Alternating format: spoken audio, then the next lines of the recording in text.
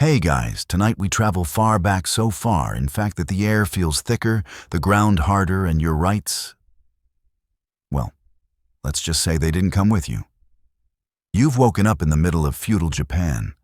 That's right, no phone, no friends, no functioning Japanese vocabulary, and most crucially, no clue what happens next. The sun is low, your sandals are non-existent, and the dirt path under your bare feet is already cutting into your soles. From the treetops, a hawk screeches like it knows you're not going to last long. And honestly, you probably won't survive this. So before you get comfortable, take a moment to like the video and subscribe, but only if you genuinely enjoy what I do here. And hey, I'd love to know where you're listening from and what time it is for you. Drop it in the comments below. Now dim the lights, maybe turn on a fan for that soft background hum, and let's ease into tonight's journey together. You blink against the morning haze as the fog lifts from the countryside. It's quiet, too quiet. No hum of streetlights, no car horns, not even a distant lawnmower. Just the whisper of wind through pine, the occasional croak of a frog, and your own heart hammering as you try to figure out where, or rather, when you are. You're in Sengoku period Japan, give or take a civil war.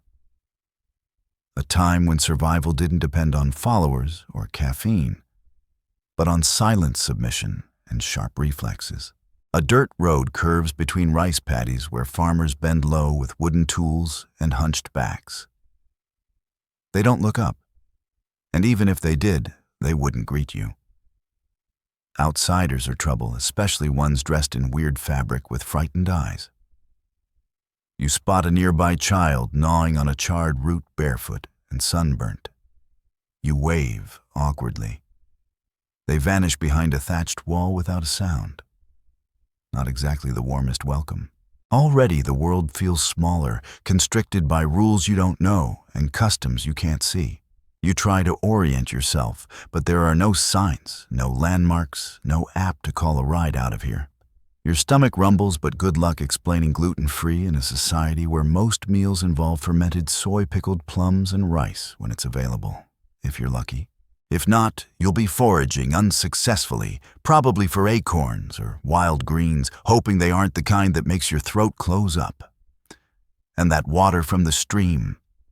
It looks clean, but behind that clarity lurk parasites that your gut has no defense against. Intestinal worms were basically a given back then. You're already in trouble, and we haven't even gotten to the part where people notice you.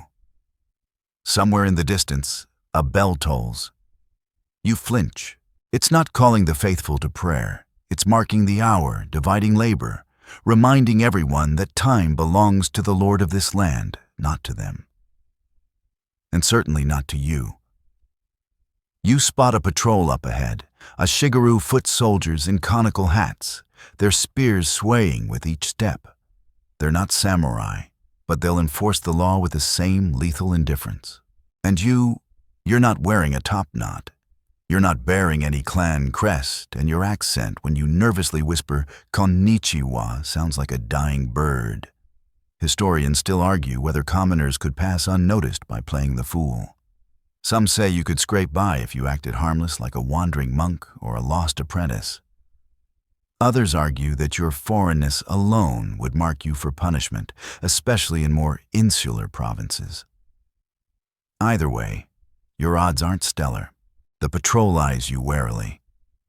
One mutters something to the other. You catch the word "Naparabo," faceless ghost. Suddenly your hoodie feels like a curse. You panic and bow, but you don't know how deep, how long, or in what order. It doesn't help. The soldiers approach. You feel their eyes slide over you like knives. No one speaks. Finally, one gestures down the road. Away. You nod, almost breaking your neck from eagerness. You're being spared for now. You trudge on. The air thickens with smoke and the iron tang of fire. A village lies ahead, walled not for charm, but for defense. The Sengoku era was called the Warring States period for a reason. Civil war ravaged the land. Clans rose and fell faster than you can say shogun, and villages became fortresses, even if the walls were just mud and fear. Inside, you find life buzzing in narrow alleyways, thick with noise and sweat. Children dart barefoot between carts, merchants shout over one another, and a woman slaps an eel against a wooden board. The smell hits you like a sack of spoiled seaweed. Fermented miso drying fish open latrines. It's not Paris. It's not Kyoto either. It's survival.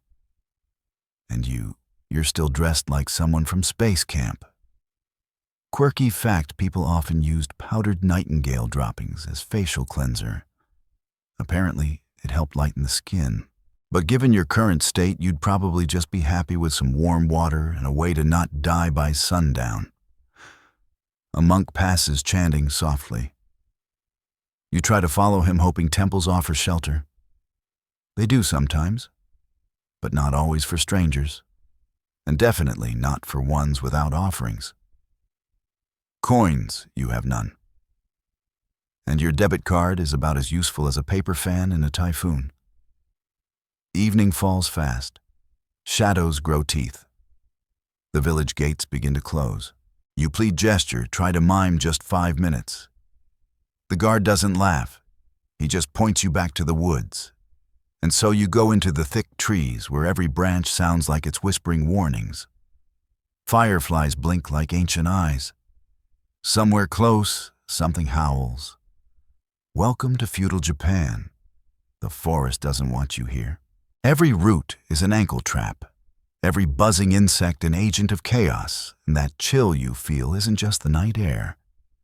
It's the realization that you're wildly unprepared for the social system you've just fallen into.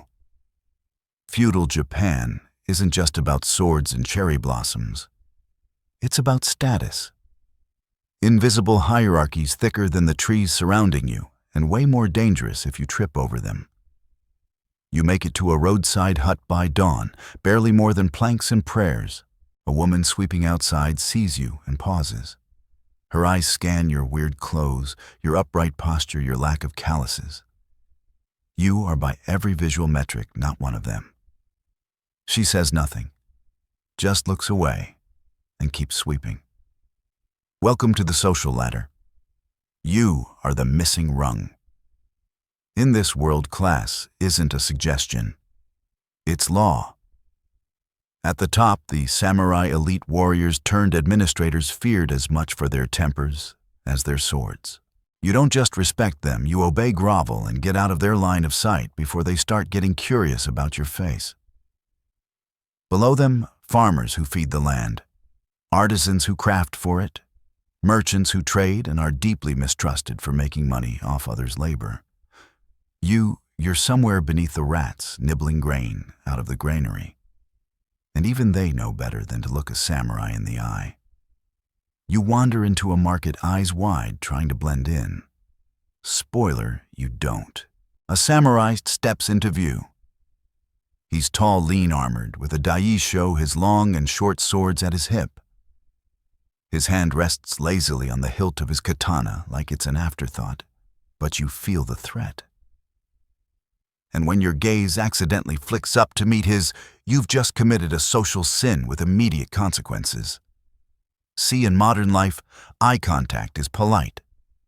In feudal Japan, it can be read as defiance, especially if you're a peasant. And right now, you're not even that. Samurai were allowed to cut down commoners on the spot if they felt disrespected. It was called kiri sute gomen, literally permission to cut down.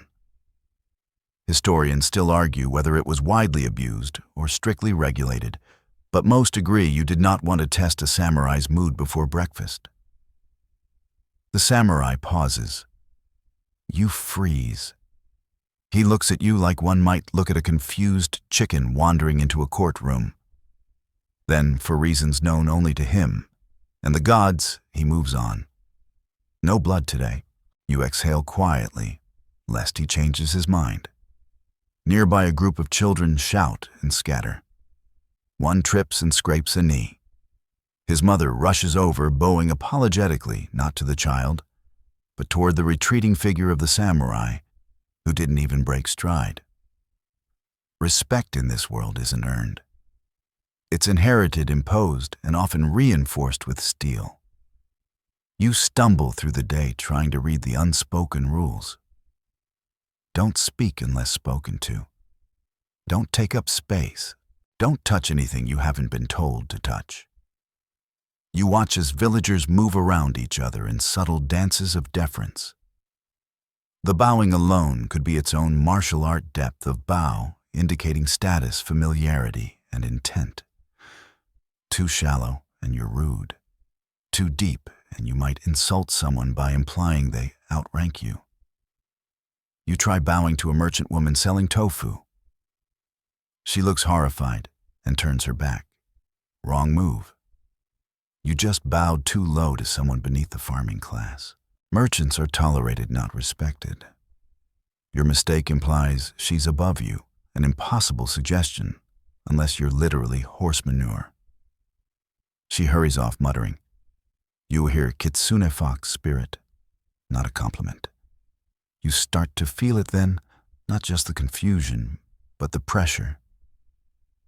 Every breath monitored, every move loaded with cultural weight. There's no room for casual, no space for individuality. Everyone here is playing a part, and your costume's all wrong. Quirky fact of the day, samurai weren't just sword swingers. Many were also bureaucrats who handled ledgers and land records. A warrior could spend his morning reviewing rice yields and his afternoon slicing someone open for tax evasion. Multitasking feudal edition. By late afternoon, your face is sunburned, your feet blistered, and your sense of personal identity slightly unraveling. You crave water, but hesitate. You watched a man earlier rinse his hands in a nearby trough, then drink from it. The same trough that a horse was just urinating next to. You suddenly appreciate modern plumbing with the reverence of a monk before a relic. You sit beneath a tree trying to stay invisible. A small procession passes another samurai, this one followed by retainers. He's older, slower, but even more intimidating. You lower your eyes as you've learned. One of the retainers barks a command. You freeze. You don't understand the words, but the meaning is clear move. You shuffle aside like a ghost. One wrong delay, and they might assume you're challenging the passage. Later, you try to ask for food. No one speaks your language. You point mime hunger tap your belly. An old woman scowls and offers you what looks like a brick of dried something. You nod gratefully and bite in. It's hard as stone and tastes like sadness. Dried miso, maybe? Maybe not. Your digestive system starts filing protest paperwork immediately. By now you've heard the word bakemono whispered near you more than once. Monster. Imposter. Some think you're cursed. Others think you're a drunk foreigner. And some, they just think you're unlucky. Which, to be fair, you are. As evening settles again, the air cools. Smoke from hearths rises, families gather around thin soups, and doors close quietly to the outside world. You remain outside, watching, learning, surviving, barely. You lie in a rice field that night, mosquitoes treating your face like a buffet. You swat reflexively, then remember that's probably a gesture someone might misread. You're too tired to care. And still even now, you feel it, that low, oppressive thrum of the social hierarchy like gravity itself. It's not just about who has the power. It's about how everyone believes in that power, upholds it, breathes it, and punishes those who don't understand. And you don't understand. Not yet. Maybe not ever. Your third day begins with hunger gnawing at your stomach like a persistent rat. You manage to find a half-eaten rice ball left near a shrine, likely an offering. You hesitate. Stealing from the gods, probably not the best move. But your body overrides your ethics. The rice is cold, sticky, and oddly sweet, maybe mixed with beans, maybe just age. Either way, it's gone in seconds. You bow awkwardly to the tiny wooden deity and whisper an apology that sounds suspiciously like, "Please don't smite me." You trudge back toward the village's outskirts, and almost immediately the stench hits you. Not the faint, earthy smell of livestock or wood smoke. This is different, thicker, riper, something between boiled cabbage and wet rope. You follow your nose to a ditch behind some hovels. Human waste. Open sewage. No plumbing, no drainage, just a slanted trench where everything flows slowly into everything else. And this, unfortunately, is normal. The truth is, feudal Japan wasn't exactly a wellness retreat. Cities like Edo would eventually become cleaner under the Tokugawa shogunate with clever systems for waste management. But right now, you're far from Edo and even further from sanitary. The water from the well might be your best shot. But there's always a risk of cholera, typhoid, or something with too many syllables to be reassuring. You remember the clear stream you drank from earlier and now wonder what was upstream. Spoiler, it was probably cows. Historians still argue whether rural communities understood the germ theory of disease in any meaningful way. While some folk remedies hint at practical wisdom like boiling herbs or using charcoal, most health beliefs centered around spiritual balance. Illness wasn't bacterial. It was a punishment, a curse, or the result of unclean karma. So if you sneeze, people don't say bless you, they assume you're being judged. You scratch your arm and realize your skin is already reacting to something. Flea bites, maybe. Or lice. People in this era bathe occasionally, but soap is rare and hot water is a luxury. You notice villagers scratching too with bamboo picks tucked into their sleeves. It's communal misery. You overhear a woman discussing a relative's illness, herbal poultices, prayers, a visit to a local healer who also doubles as a midwife and weirdly a fortune teller. You're starting to see how thin the line is between medicine and superstition here. She mentions Yama no Kami, the mountain spirit believed to punish those who cut trees carelessly or act disrespectfully near sacred groves. So yes, you're also probably in trouble for using that pine tree as a backrest earlier.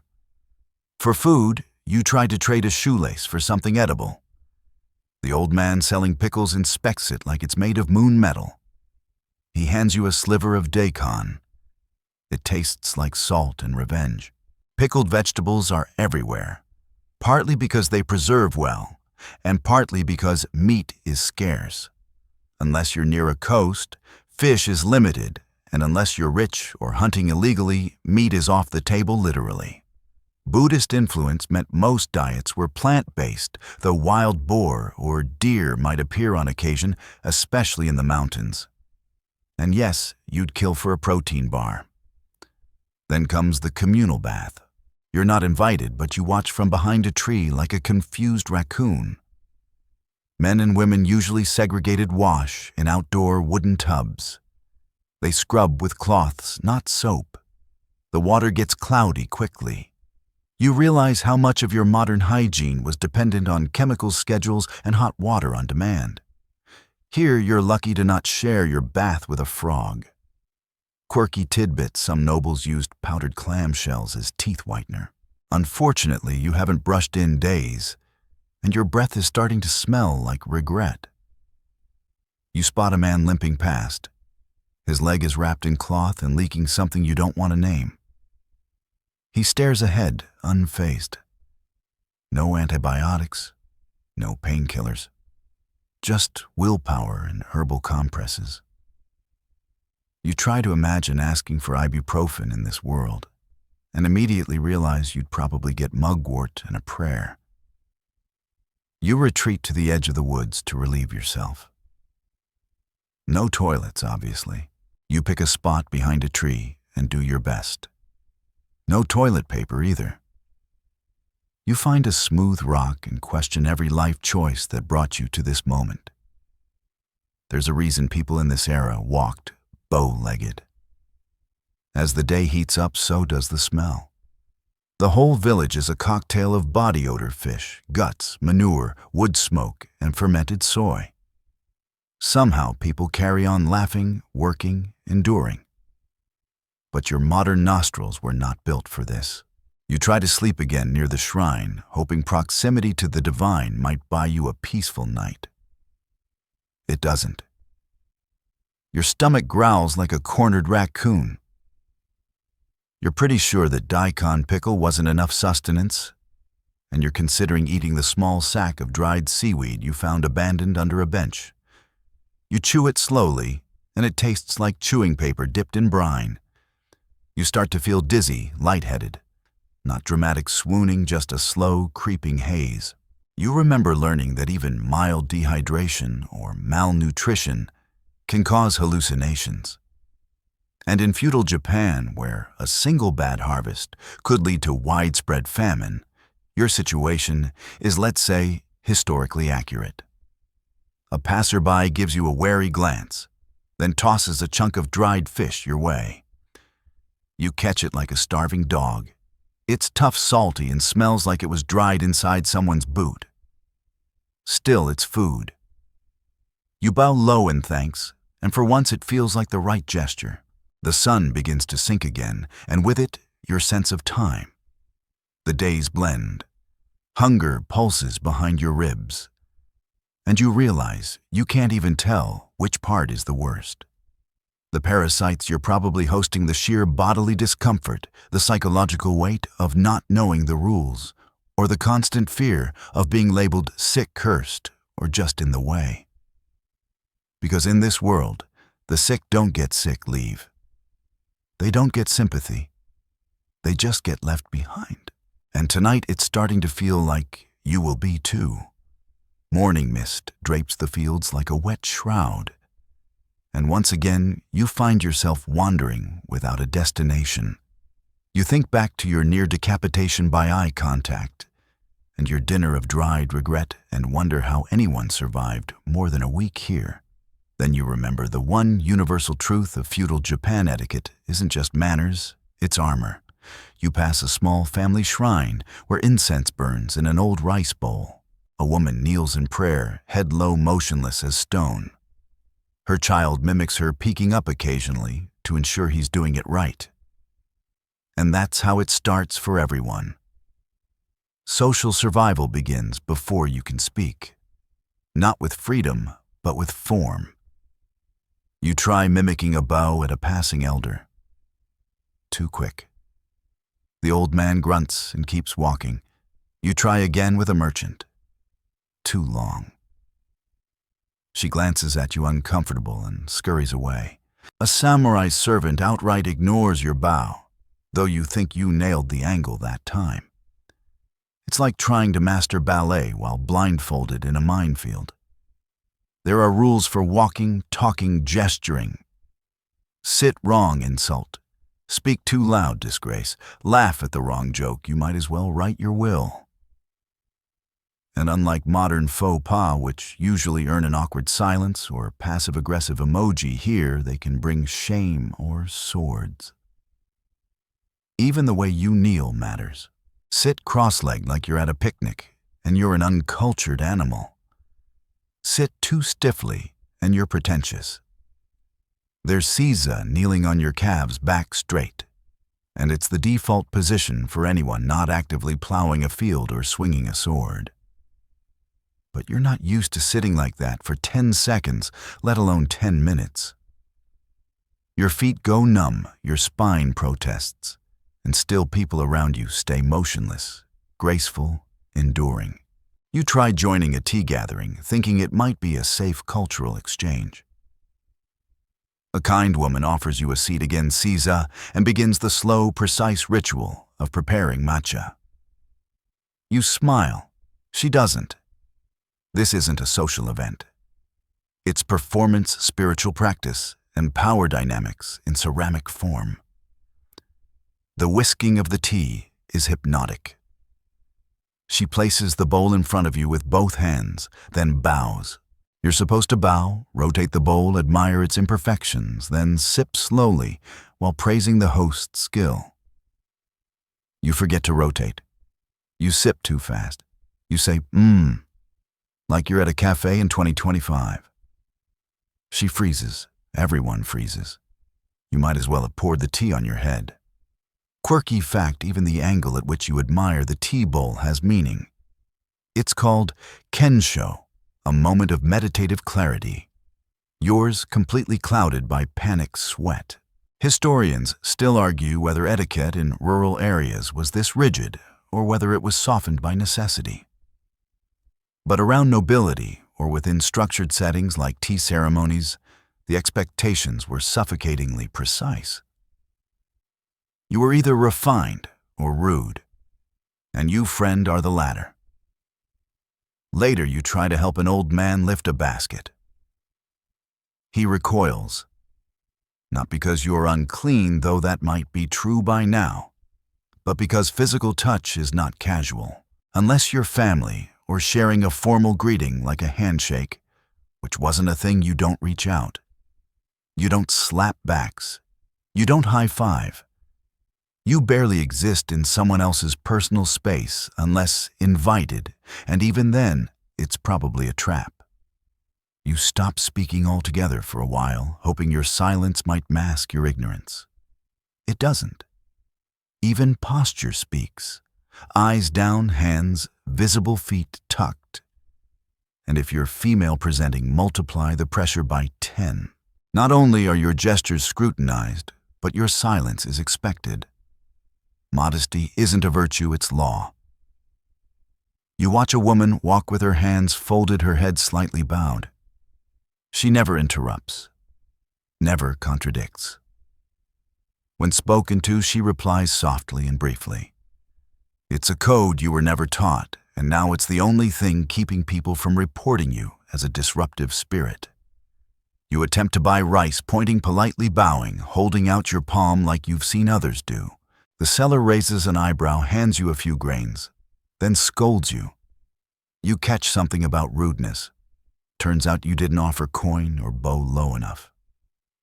You back away muttering apologies in English, which helps no one. As night falls again, you try settling near a farmhouse. You ask, gently gesturing to your mouth, miming a roof overhead. The farmer's wife squints at you, tilts her head, then laughs. Not kindly. More like this fool. She brings you a single boiled potato and gestures to a straw mat outside the house. You bow. She bows less. You lie awake on the mat, itchy from hay, listening to the wind brush the shutters. And you realize something chilling. You haven't heard laughter. Not real belly laughter. People chuckle politely. They smile tightly. But joy here is subdued, controlled. Even happiness follows protocol. You remember the first time you laughed too loudly back when you tripped over a step trying to copy someone's bow. A few kids had giggled, but an older man silenced them with a glare. Emotions here are regulated. Too much is dangerous. Too little is suspicious. You don't know the sweet spot. You doubt you ever will. And so you sleep again in borrowed space, in borrowed time, in a world where silence is safety, and every gesture might be your last. You're roused by the sound of hooves and shouting. Before your eyes even open fully, your body stiffens with instinct. Get out of the way. Fast. You roll off the straw mat and into a shallow ditch just as a mounted patrol thunders past dust and panic in their wake. This isn't a drill. Something or someone is being hunted. You lay low watching as villagers rush to close shutters and bolt doors. No one explains. They don't need to.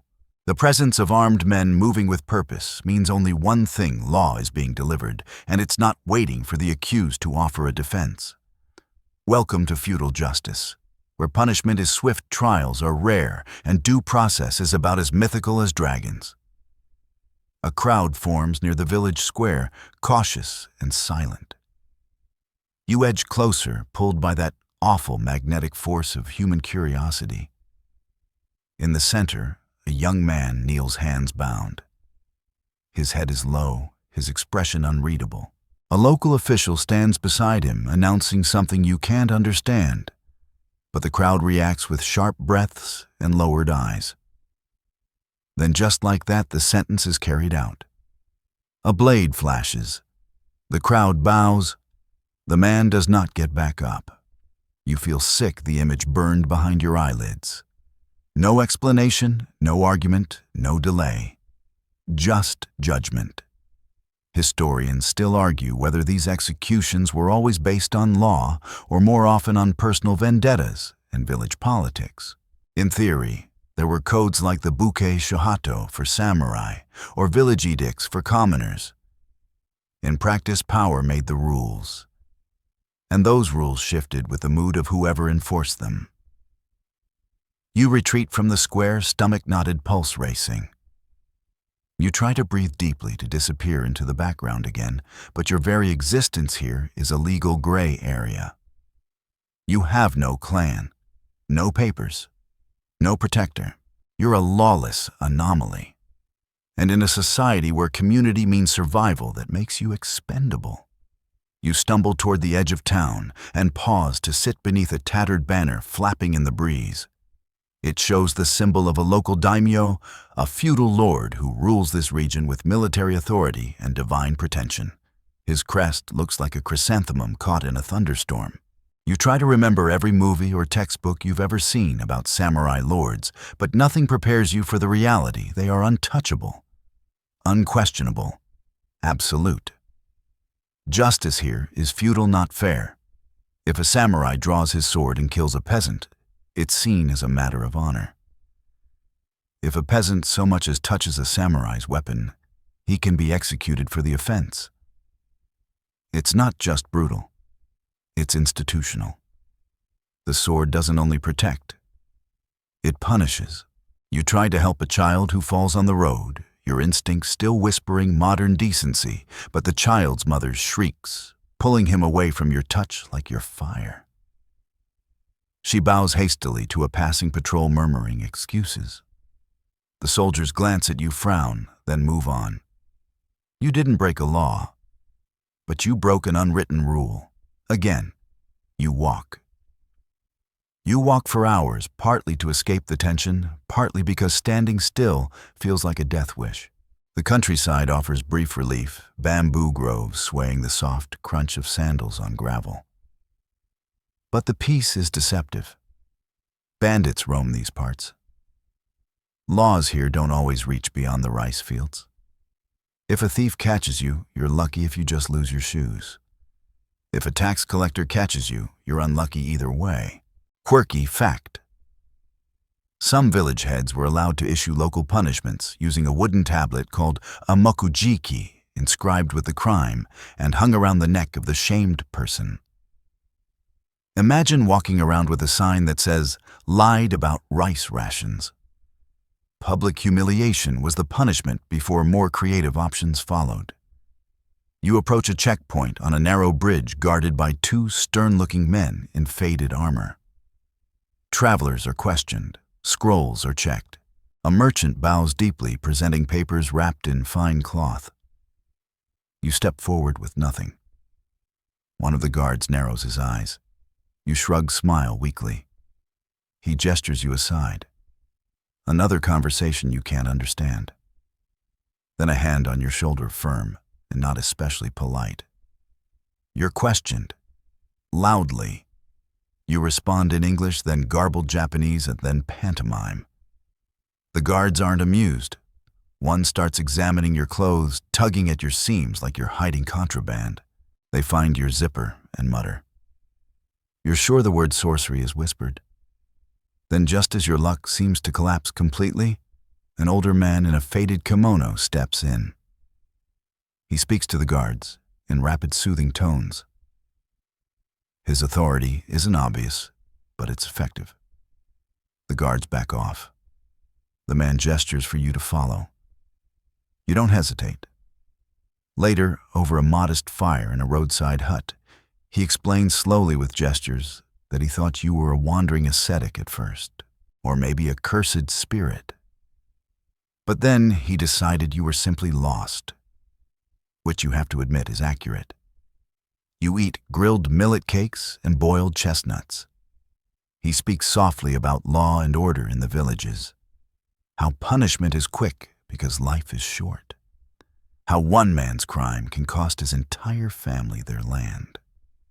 Guilt is not always personal, it's communal, and forgiveness is rare. You bow deeply, not just out of gratitude, but to avoid eye contact. He notices. He nods. You're learning. And that perhaps is the only way to survive this world's justice blend-in. Bow often and never ever test a blade's patience. You wake with a grunt sore in places you didn't know could ache. The older man is already gone, his fire cold. A leftover millet cake rests on a cloth beside you. You eat it slowly, savoring the simple mercy. Then you're back on the road, which isn't a road at all, just a dirt path strung together by travelers' footsteps and fading hope. The wind kicks up dust. Your legs move automatically. The soreness of yesterday is the numbness of today. And just as your brain starts to wander, you spot a new sight, a wooden gate guarded by two men in lacquered armor. Beyond it, a town much larger than the one you came from. You cross the threshold and immediately everything feels sharper, cleaner, more dangerous. The guards don't greet you, but they watch. Behind them, stalls stretch in both directions, voices bark prices, and children dart through tight alleyways. But even here, even in what feels like a hub of activity, the structure is suffocating. You head toward the town square and quickly notice what the hierarchy looks like when it's fed with money, not just tradition. A group of artisans stand in a circle discussing something about dyeing cloth. Their kimonos are bright detailed far above your pay grade. They don't look your way. You're beneath their attention. Nearby, a merchant displays rare wares, porcelain, silk, even spices. His booth is busy, his movements sharp and rehearsed. He smiles easily, but it's a professional smile. Beneath it, he watches every coin, every hand. A woman tries to haggle. He shuts her down with a glance. You ask if he speaks a little English. He ignores you, or maybe he just doesn't want the risk. Because here's the thing, merchants may have wealth, but they have no respect. In feudal Japan, the social structure was rigid, and merchants, despite their growing economic influence, were considered the lowest class because they produced nothing. They merely moved things others had made. Historians still argue how deeply that resentment shaped policy. Some say merchants were secretly powerful, manipulating politics from behind the scenes. Others argue they were tolerated only as a necessary evil. Either way, being one didn't come with prestige. You wander deeper into the town. A blacksmith hammers at a glowing blade, sweat streaking his brow, sparks hissing off stone. He works with precision and rhythm. You watch mesmerized. He notices you and pauses. A nod, just a flick of the chin, but it's the most respect you've received in days. Artisans had status, especially if their craft served the warrior class. Swordsmiths, that was practically sacred. You step out of the way as a group of peasants passes carrying bundles of wood on their backs, their clothes patched and faded. Their pace is steady, their heads low. You wonder if they'll ever see the inside of a tea house, or whether their entire lives will be a loop between forest and hearth. Then, just as you're starting to feel invisible again, someone yells. A commotion breaks out near a rice shop. A man is being accused of shorting a customer. It escalates quickly. He begs. The accuser threatens. A patrol arrives. And here you see it again, the hierarchy snapping into place like a trap. The accused bows low, touching his head to the dirt. He offers coins, more than the disputed amount. It doesn't matter. He's dragged away. You ask what's happening. A bystander mutters something about the merchant having insulted a minor noble's cousin. Even indirect disrespect can have consequences. You're learning, but not fast enough. You try to blend. You try to mimic the movements of those around you. But nothing hides your awkwardness, your softness, your fear.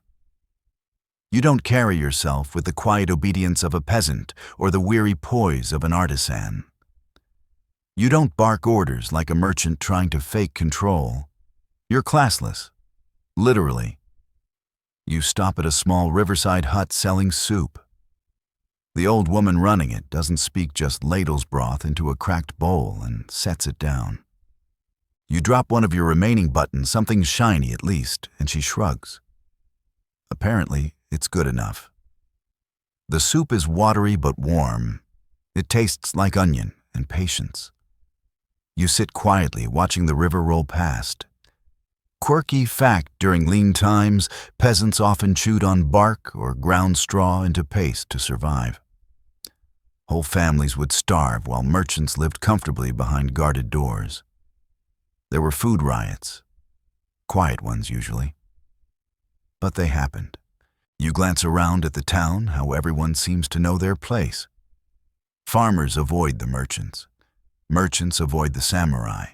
And you just avoid everyone. Later that evening, you find yourself outside the walls again. Not kicked out, exactly. Just passed through. Like sand through a sieve. There's no place for you here. No role to play. You sit on a rock as the sun sinks. Somewhere nearby, a flute plays a soft, haunting tune. A lullaby for no one. And it hits you in this world. Your worth isn't measured by kindness or creativity. It's assigned at birth, reinforced by law, and chiseled into daily life. You don't climb ladders here. You're born at a rung, and that's where you stay. Even if you understood the rules. Even if you bowed perfectly, spoke fluently, worked tirelessly, you'd still be an outsider. And in a system built on duty that makes you more dangerous than any sword. The cough starts at sunrise. Dry, at first scratchy. You try to shake it off. Dust, you tell yourself. Just dust. But your throat burns, and your body feels oddly heavy. You haven't eaten much in days, and what you did eat was mostly questionable. You stand up too fast, and the world spins for a moment. By now you've learned that asking for help is pointless. There's no clinic, no pharmacy, and certainly no urgent care. You sit by a well splashing cool water on your face, trying to will yourself back to normal. But your reflection tells the truth. You're pale, glassy-eyed, and shaking. Feudal Japan does not take kindly to weakness. Sickness is not an inconvenience. It's a curse, a stigma, a sign that you've angered the gods or failed to maintain spiritual balance. And in a society already on edge, the last thing anyone wants is a body that might bring contagion. A child watches you from the edge of the lane, then runs off shouting. Moments later, a woman with a scarf tied tight around her mouth hurries by, not looking at you. You get up slowly and try to move toward the temple district, thinking maybe, just maybe, a monk or healer could take pity. The streets are quieter this morning, and for once, you're grateful. Every step feels like you're walking through wet sand. At the temple gates, you bow deeply, though it nearly topples you. A young acolyte approaches cautiously. You speak softly, pointing to your throat, your chest. He frowns. You cough again, bad move. He steps back and disappears inside without a word. Eventually, an older monk emerges. He doesn't speak, just gestures for you to follow. Inside, incense curls through the air like a silent prayer. You're seated on a mat and offered a bowl of bitter-smelling tea. You drink it in 2 gulps. It tastes like roots and regret. The monk places a hand on your forehead. His touch is brief, gentle. Then he lights more incense and murmurs a chant. You want to believe it's a blessing, but it sounds a lot like a farewell. Historians still argue how widespread medical knowledge was in feudal Japan. Some say local herbalists possessed advanced remedies passed down through generations. Others believe most treatment was spiritual, rooted in balance, purification, and ancestor worship rather than science. You're given a place to rest just outside the main hall, a patch of woven mat, a clay pot of water, and a small dish of boiled greens. You eat what you can, though your appetite is fading. By nightfall, you're sweating heavily, alternating between chills and fever. Every sound feels like an echo inside your skull. You watch the monks move like shadows through the lantern light. One places a damp cloth on your forehead. You whisper a thank you, though it barely escapes your lips. Quirky fact, some folk remedies included swallowing crushed jade, wearing chicken bones around your neck, or tying red strings around infected limbs. None of those are on the table tonight, but you're pretty sure you'd try all three if it meant shaking this feeling. You doze in and out of sleep. In dreams you're home, in bed, clean, safe. A soft pillow, a glowing screen, someone humming in the kitchen. Then you wake, and it's straw sweat and the rustle of robes. The next morning, the monk returns. He brings a small pouch herbs, probably, and instructs you to boil them in water. You do your best, waiting for the fire to catch, watching the water bubble, praying the bitterness means it's working. You sip slowly, then lie back down. You don't know what day it is anymore. Your body has become a battleground, and you're losing. Outside, life continues. You hear bells toll, sandals shuffle, prayers whispered. No one pauses to check on you. The monks do what they can, but even their attention is cautious. If you worsen, you'll be moved farther from the hall. If you die, they'll cremate your body quietly and scatter your ashes in the wind. That's how this world works. Death is common. Grief is quiet. You remember hearing once that in old Japan, people believed illness could be carried by vengeful spirits on Rio, who clung to those they hated in life. You wonder in a fevered haze if you've been haunted since the moment you arrived. After a few more agonizing days, the fever breaks. You wake up drenched, but clearer. Your limbs still ache, but your breath no longer rattles in your chest. You sip water. The sky looks a little brighter, but the damage is done. The monks are kind, but distant. The community nearby avoids you entirely now. People cross the road to skip your shadow. You're marked, not officially, not visibly, but culturally. You're the outsider who brought sickness. The reminder of mortality, a loose thread in a tightly woven tapestry. So you gather what strength you have left, bow to the temple deeply gratefully, and walk back out into the world. You're alive. But in feudal Japan, that doesn't mean you're welcome. You're back on your feet, but not really. Your legs move, your lungs work, but something inside you has shifted. You're thinner now, both in body and in presence. You walk smaller, slower, more careful. It's not just about survival anymore, it's about invisibility. Because in feudal Japan, to be seen too much is to be in danger. And if you're a woman, or even simply mistaken for one, multiply that danger by silence, expectation, and the sharp edge of gender roles.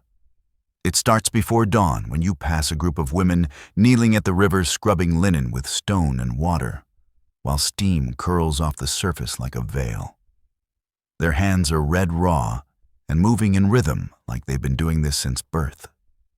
You pause, unsure whether to greet them. One glances up, notices you, and quickly looks back down. It's not shyness. It's protocol. In this world, women are not invisible. They are observed constantly, but rarely heard. You find a cluster of huts where women prepare food tend to infants and fetch water in clay jugs heavier than they look. You try to help one lift hers. She recoils, not because you startled her, but because accepting help from a stranger, especially a man or someone outside the village structure, carries risk. It implies weakness. It threatens reputation. You step back, hands raised. She nods faintly, not out of thanks, but to dismiss you. The older women seem even more cautious. One carries herself with the quiet dignity of someone who's buried a few people and said even less about it. Her face is lined, her back slightly curved. You follow her at a distance, watching how others defer to her without words. Authority here is quiet. It's not voted on. It's lived.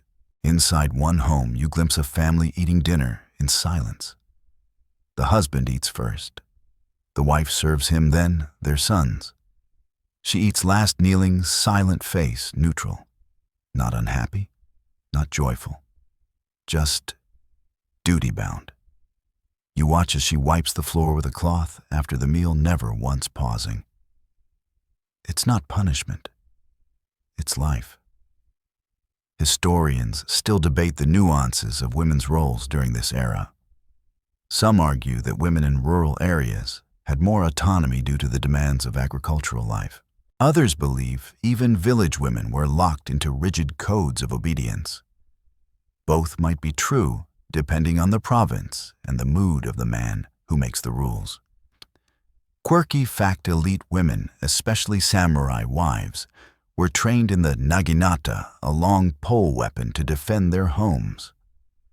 But outside those walls, they had little say in marriage movement or money.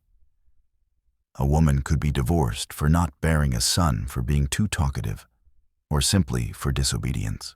The law didn't require evidence, just dissatisfaction. You think of modern phrases like, speak your truth and laugh, quietly, carefully. Later, you try to help a young girl retrieve a dropped basket. She stiffens. You hand it to her without words, stepping back. Her mother approaches seconds later, whispering something sharp before hustling her daughter away. You hear the word stranger. Probably not used kindly. You walk on down a narrow street where men gamble over dice and coins, their voices sharp with bravado. You're not welcome here either. You're not part of their hierarchy. You're not a laborer, not a samurai, not a merchant. You're just wrong. Eventually, you come across a roadside notice board. You can't read the kanji, but you recognize the illustrations. One shows a woman bound with ropes. Another, a man kneeling before a magistrate. These aren't just warnings, they're public shaming posters meant to reinforce behavior. Adultery, theft, disrespect. The images aren't subtle. You sit beside an old fence, watching chickens peck at the dust, wondering what it would take to break through this invisible wall. And then you realize most people here don't want to break through. They don't dream of liberation. They dream of order, of stability, of everyone playing their part so the roof doesn't collapse. Even the women who seem quietest, maybe especially them, are carrying entire households on their backs. They birth, raise, cook, clean, pray, and serve with a patience that isn't submission, but survival. You wonder how many have screamed into the wind when no one was listening. You hear it in the way they move, measured, graceful, purposeful. There's power in their silence. But it's a power that comes at great cost. That night, you take shelter near a farmhouse, sleeping beside a pigsty, because it's dry and warm. The pigs are friendly in their own way. You fall asleep to the sound of distant singing, a woman's voice, gentle and slow, carrying through the dusk. A lullaby, maybe, or a morning song. It's hard to tell the difference in a world like this. You dream of warm baths and laughter, of people speaking freely, of names, not roles. And when you wake, the song is gone, but the silence remains, wrapped around you like a rule you'll never fully understand. By now, you've become a shadow. You keep to the edges, speak only when necessary, and move like someone who knows every word might cost more than it's worth. And still, despite all your caution, it happens. You're overheard, misunderstood, marked. It starts with a casual phrase, a murmured comment to yourself in English while passing a merchant's stall. Maybe you said something about the weather. Maybe you just sighed too loudly, but someone hears you, and someone talks. Whispers spread like brush fire. You feel it in the way people glance at you now, not with curiosity, but with calculation. Someone crosses the street. A child points. A man narrows his eyes as you pass. They're watching. Then the questions begin. Not directly, no one here confronts, unless it's official, but you feel them circling. Where did you come from? Who speaks for you? What village are you tied to? You have no answers, and that's a problem. Because in feudal Japan, silence isn't just awkward, it's suspicious. Every person is accountable to someone, a family, a household, a lord. If you're outside that web, you're a loose thread, and loose threads are either woven in or cut off. You retreat into the woods, hoping time will let the rumors die. It doesn't. Instead, you start to notice figures tailing you at a distance. Not soldiers too loud. These move softly, deliberately. Informants, villagers keeping watch.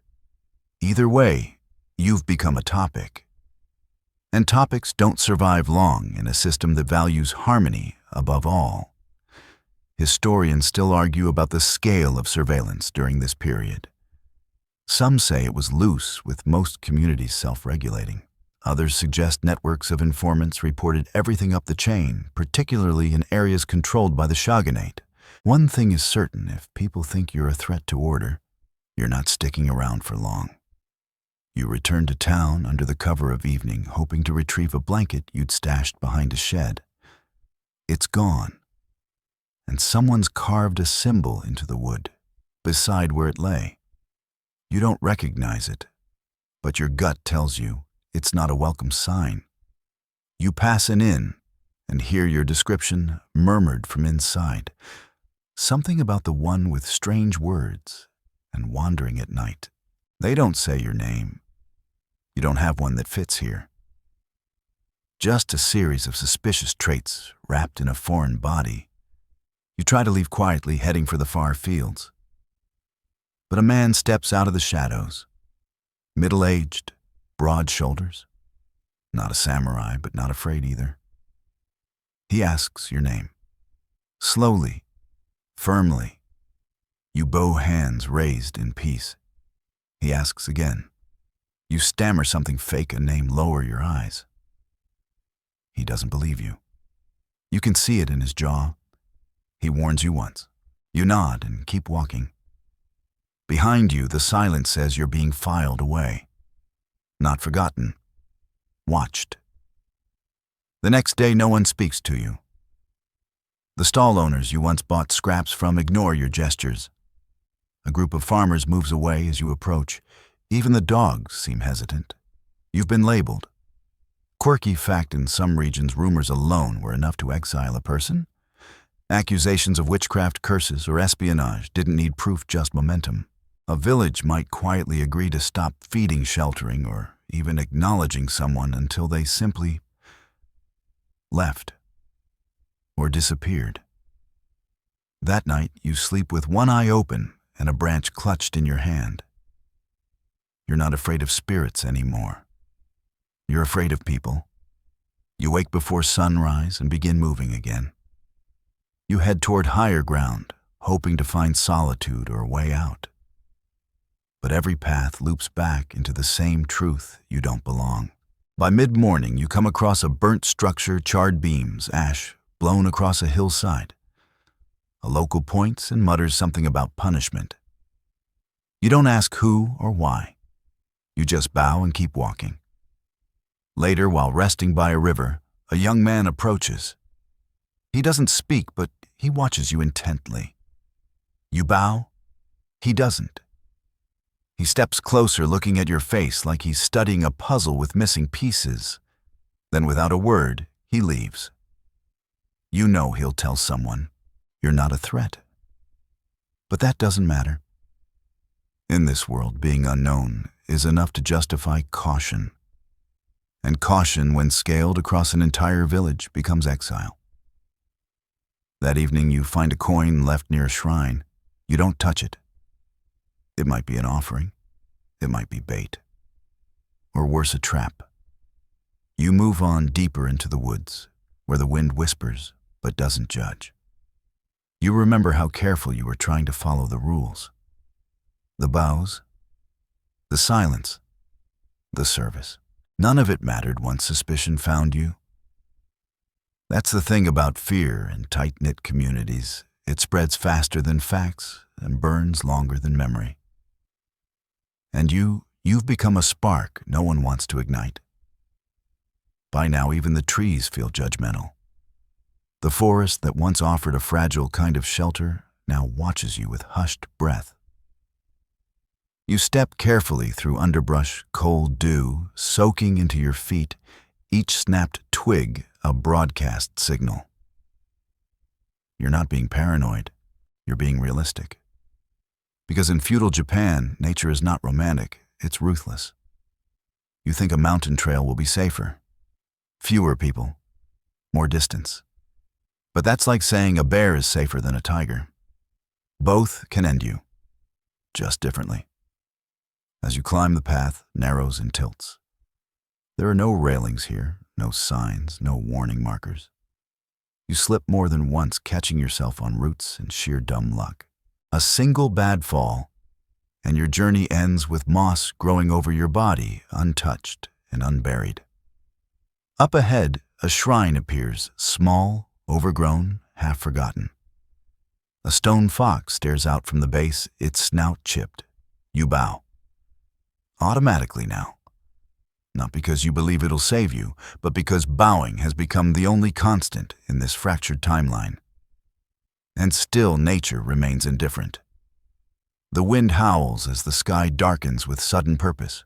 Rain falls like punishment, each drop cold enough to cut.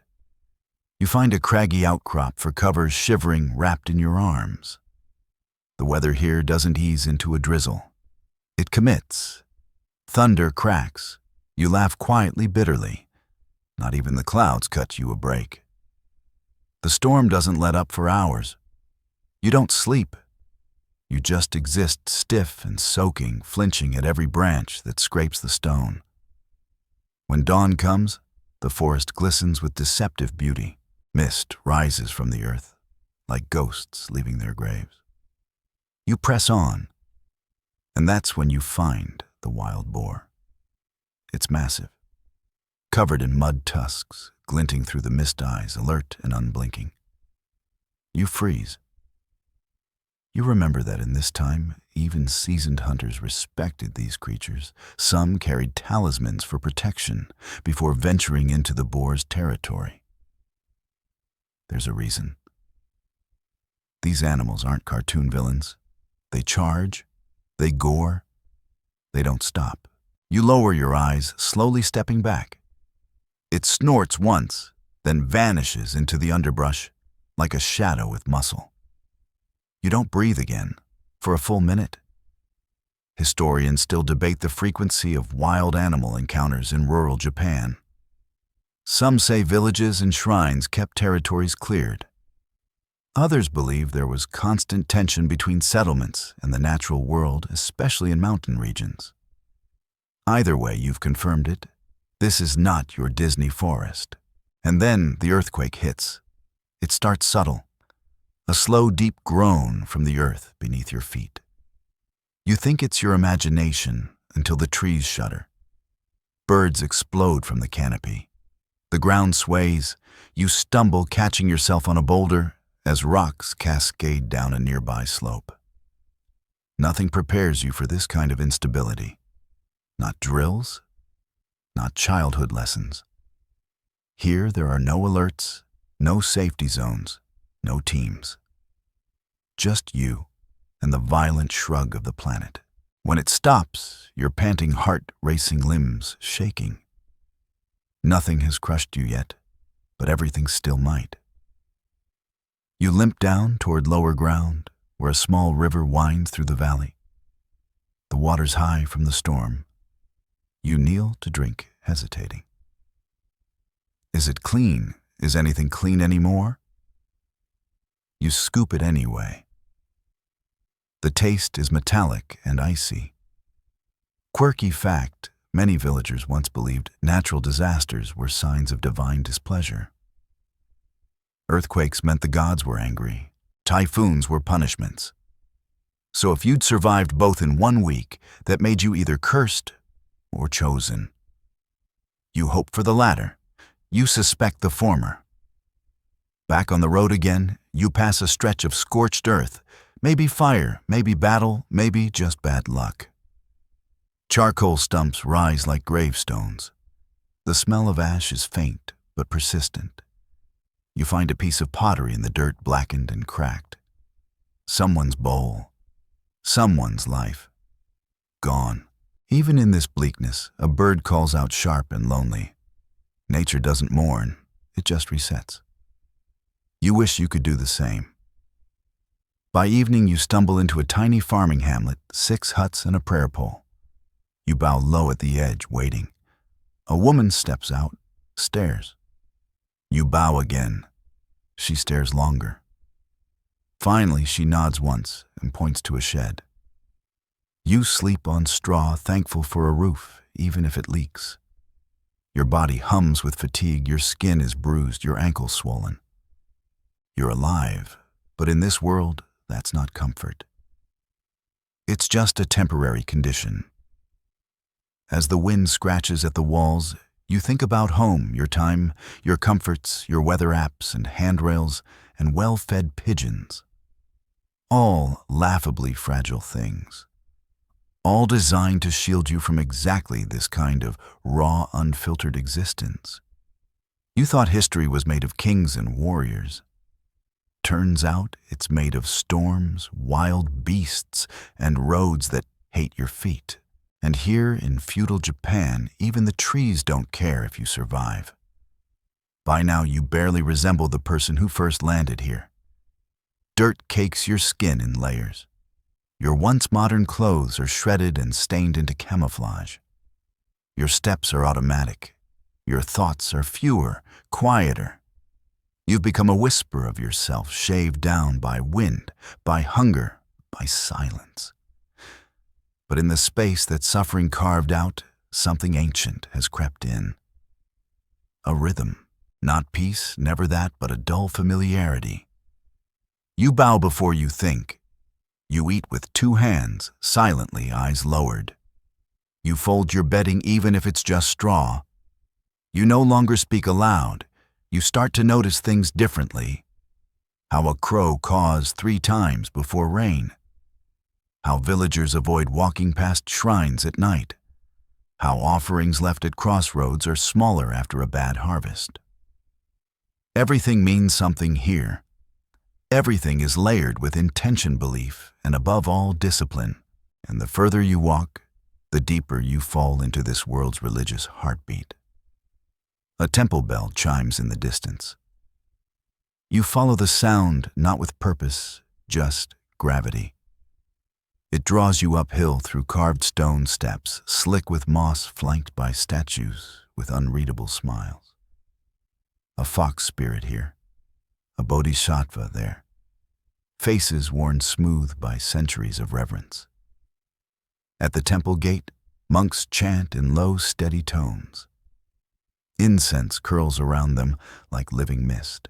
You sit quietly at a distance, your body aching for stillness. A younger monk notices you. He brings a bowl of rice and a few pickled vegetables without a word. You bow, and this time it feels right.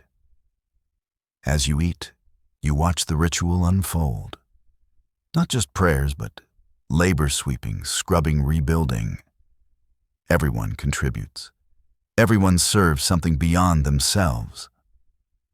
This is Zen, not the Pinterest quote version, the real thing. Simple, harsh, eternal. Enlightenment here isn't a feeling, it's an endurance trial. You spend the night in a side shelter near the garden. No one questions your presence, but no one welcomes it either. You are tolerated like wind or rain, not resisted, not embraced. In the morning, a senior monk approaches. His gaze is calm, unmoving. He gestures for you to follow. You do. He leads you to a flat clearing where stones are raked into spirals and lines. You're handed a rake. No instruction. Just expectation. So you begin. The gravel crunches. The lines wobble. Your hands blister. But still you move. Hour after hour. Sun rising and falling. And somewhere in the repetition, something breaks quietly. A layer of your former self flutters away, like ash on wind. Later you sit before the monk. He offers you a small scroll covered in kanji. You can't read it. But the gesture means everything. You bow, touch your head to the floor. Not because you're told to, because you want to. Quirky fact, Zen monks often trained in martial arts, not for war, but for discipline. Meditation wasn't just stillness. It was structure, obedience, and sacrifice. You stay for 3 days. You learn to breathe slower, to eat slower, to speak almost not at all. No one asks about your past. No one offers a future. You just exist in motion and stillness equally. But even here, harmony has limits. On the 4th day, an emissary arrives from a nearby lord. He doesn't look at you, but you see his eyes pause as he passes. You're not invisible anymore, and you know what that means. Attention is danger. The abbot speaks with him privately. You pack your things. You don't wait for an order. You simply bow and leave before you can be asked. Back on the road, the silence feels different. Not empty, but heavy. You pass fields of golden rice bending in the wind. Workers move in perfect synchronicity. No laughter, no chatting. Past stone bridges, bamboo groves, empty tea houses. And slowly it hits you. You could do everything right. Master the language, copy every ritual, pass every social test. But you would still never be from here. You would always be tolerated at best, distrusted at worst. This isn't xenophobia. It's cultural gravity. Everyone has a role and yours doesn't exist. You are a spiritual loose end.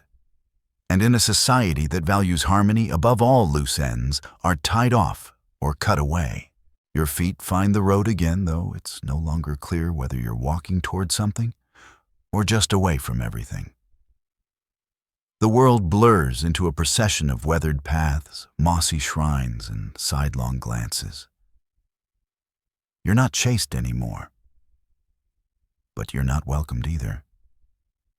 You've become a ghost that breathes, a traveler with no end, a traveler no one will remember. You pass another village smaller than the last.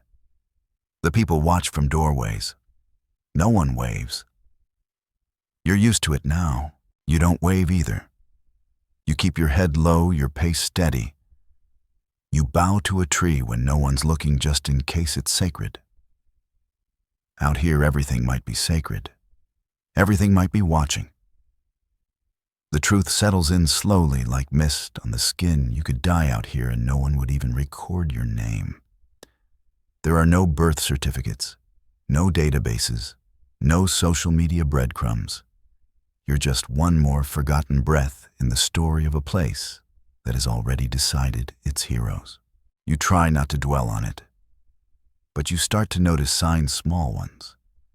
Graves with no names. Roadside markers carved into weathered stone, their inscriptions too faded to read. Someone once mattered there. Now just moss and wind. You climb another ridge. The view is stunning: jagged mountains folding into one another, pine forests stretching endlessly. You pause, take it in. The air is thin and clean. You feel small, but not in the way modern life makes you feel small. Not insignificant, just temporary. A flock of crows passes overhead. You count them. You don't know why. As you descend, you find a man fishing by a stream. He sees you, nods once. You return the gesture.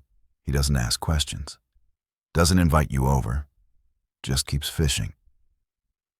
And maybe that's the closest thing to kindness you'll get today. Later, you stop at a roadside marker, a wooden post wrapped with Shimenawa rope, sacred space. Beneath it, a carved fox. You kneel. Not out of faith exactly, more like respect. Or exhaustion. You light a stick of incense someone left behind.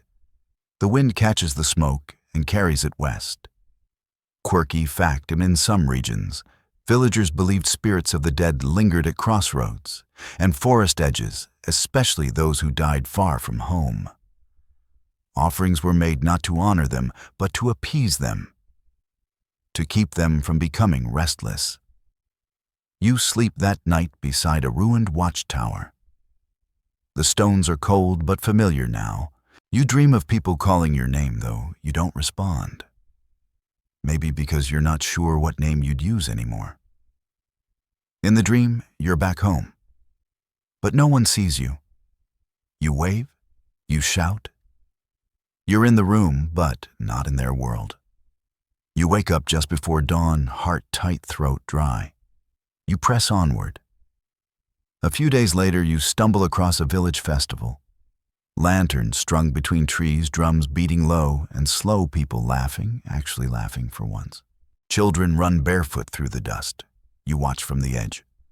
A man offers you a rice cake. You bow. He hands it over without a word. You sit on a stone and eat slowly.